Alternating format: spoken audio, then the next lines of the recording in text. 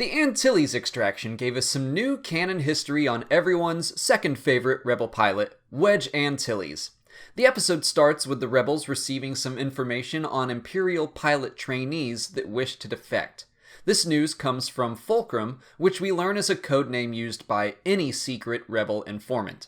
I don't think this particular Fulcrum is doing a very good job at hiding their identity, but I'll come back to that. With Sabine's history as an Imperial cadet, she is sent undercover to Sky Strike Academy to find and extract the rebel sympathizers.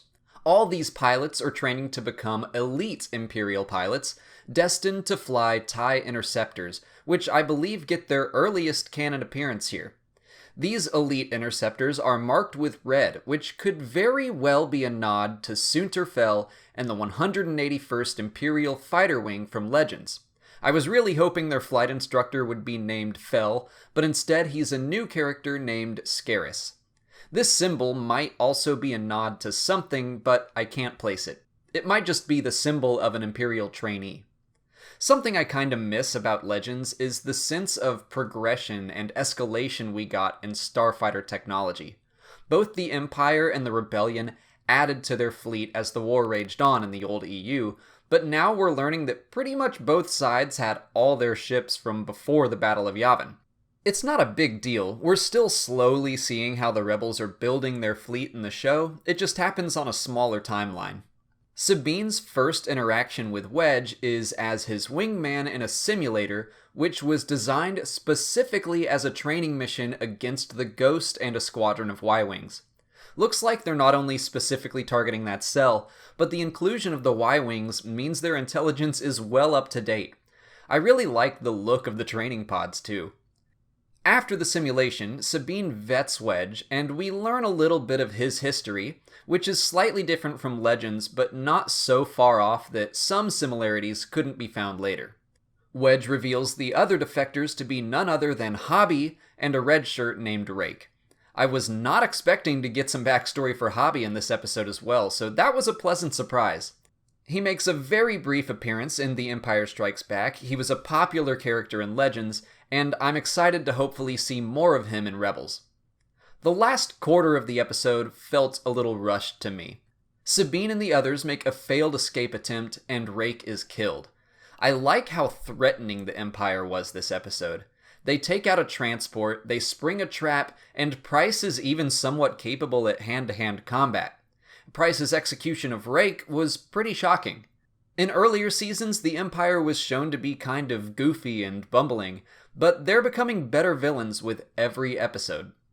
Sabine, Wedge, and Hobby are briefly detained and almost tortured, but get out of their cells and try to escape again, this time with a little help from Callus. He claims to be repaying a debt to Zeb after he saved his life back in the Season 2 episode, The Honorable Ones, but I don't buy it. Again, I'm going to talk about Callus in a minute. While it was a little rushed, the final scenes felt very reminiscent of The Force Awakens. Sabine and Wedge have a kind of Finn-Rey dynamic, and when asked if he can fly a TIE bomber, Wedge claims he can fly anything, an exact line from Poe. The three of them escape, and Wedge and Hobby officially join the Rebel Alliance. Okay, let's take a step back now and talk about Fulcrum. There's no way that's not Callus, right? He's got a barely disguised British accent. He's tasked with finding the rebel defectors, and he finds nothing. Then he actively helps them at the end using that weak excuse of repaying a debt. And he had some massive shade thrown at him by Governor Price. Callus is definitely growing more disenfranchised with the Empire, and I would be really excited to see him eventually join the Rebel Cell. So let's talk a little bit about what we might see in future episodes. Thanks to Aftermath, we know that one of Wedge's first Rebel missions was from Fulcrum. We know that mission ends with him crashing his A-Wing on a volcano and breaking his leg, and that during his recovery he worked on a Rebel freighter. We have a Fulcrum and we have A-Wings. I bet we'll see that mission, and I think it's very possible the Ghost could be the freighter in question. If that's the case, we could be seeing Wedge as a recurring character for the rest of the series. What little we saw of Ezra this episode seemed to show that he still has some feelings for Sabine. I could see a rivalry developing between him and Wedge. Here's a thought that probably won't happen, but what if Ezra goes a little extra dark side and sabotages Wedge's A-Wing to make him crash?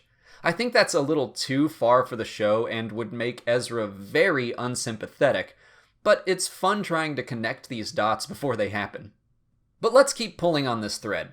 In another line from Aftermath, Wedge tells Ray Sloane the Empire hurt people close to him and specifically says they hurt a girl he once loved. Could that girl be Sabine? Or did all of this happen before he joined Skystrike Academy? His actions in the episode seem to point towards him having no ill will towards the Empire until his recruitment. Moving on, I've mentioned this before, but I could see Kallus killing Grand Admiral Thrawn at the end of the season. In Legends, Thrawn was betrayed and killed by his bodyguard. Since we don't have that character, Kallus would be an adequate substitute. This episode continues to cement that theory for me. I've been wrapping up these videos with stray thoughts that don't really fit anywhere else in the video, and I only have one this week. Apparently, Imperial technology is based on Nintendo game cartridges.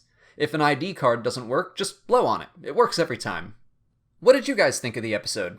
Do you think Kallus will defect? What do you want to see from Wedge? Did you have any questions you'd like me to try to answer? Let me know all that in the comments. If you haven't already, please like this video, subscribe to the channel, and follow me on Twitter and Instagram. As always, thank you for watching, and may the Force be with you.